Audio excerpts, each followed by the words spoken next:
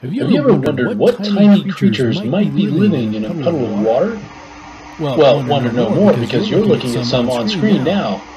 Many years ago, scientists wanted to know this too, and so they used lenses to magnify a drop of water, allowing us to see the world of single-celled organisms for the very first time. These early microscopes used a light source and one or more optical lenses to magnify an object. Today, we still use light microscopes to see objects that are too small to see with the naked eye. But we also use other types of microscopes, like electron microscopes and fluorescence microscopes, to see things that you can't see even with a light microscope. Microscopes that use light and optical lenses to magnify tiny objects are called light microscopes or optical microscopes. Light microscopes have been used for more than 400 years and are still the most common type of microscope being used today. In the 1600s, the Dutch biologist Antony van Leeuwenhoek developed a simple optical microscope which only had one lens and used the sun as a light source. Compound microscopes, light microscopes with more than one lens, had been invented in the 1500s, but could only magnify up to 40 times. Leeuwenhoek magnified over 200 times. He became the first scientist to see tiny single-celled organisms living in water, on his own teeth, in the bloodstream, and anywhere else he could think of. He called what he found animalcules, but we now know them to be protozoa, bacteria, blood cells, sperm cells, and the list goes on. Later, compound microscopes became more sophisticated and can now magnify objects much more than simple microscopes. Almost all light microscopes used today are compound microscopes. Most modern compound light microscopes have the same basic components. The first is an eyepiece containing an ocular lens. This is the part of the microscope that you can look into, and it provides some magnification of the object you're looking at. Typical magnifications range from 2 times to 50 times.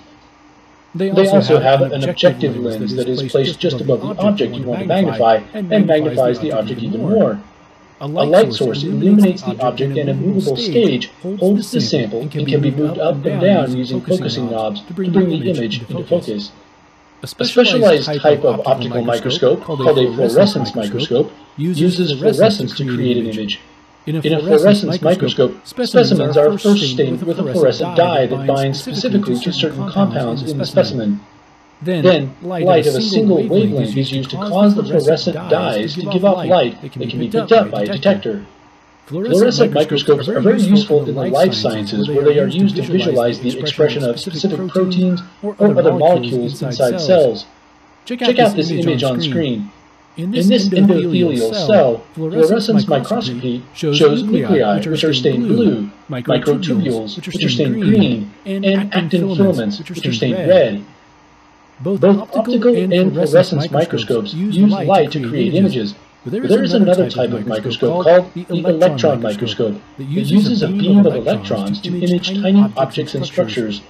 Because the wavelength of an electron is much shorter than the wavelength of visible light waves, electron microscopes can achieve much higher magnifications that can't be seen even with an optical microscope. Electron microscopes are commonly used in the study of viruses and viral diagnoses, which were too small to study before.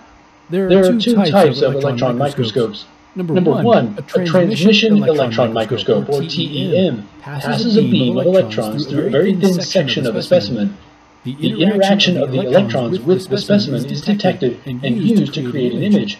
Transmission electron microscopes have a very high resolution and can even allow you to see single atoms. This would never be possible with a light microscope.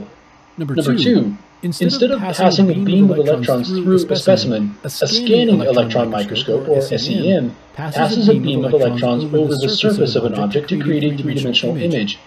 Although scanning electron microscopy does not have as much resolution as transmission electron microscopy, it can still image objects smaller than 1 nanometer. In addition, because scanning electron microscopy creates a 3D image, it can show surface structure better than any other type of microscopy. There are 3 general types of microscopes that can be used to visualize objects too small to see with the naked eye. Light or optical microscopes use optical lenses and a light source to magnify small specimens.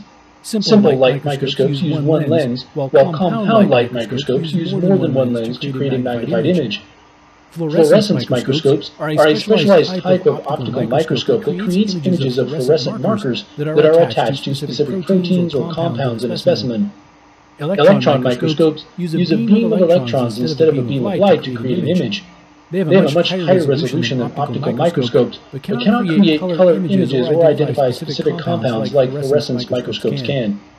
Transmission electron microscopes pass a beam of electrons through a very thin section of a specimen. Scanning electron microscopes pass a beam of electrons over a reflected surface to create three-dimensional images of very tiny objects.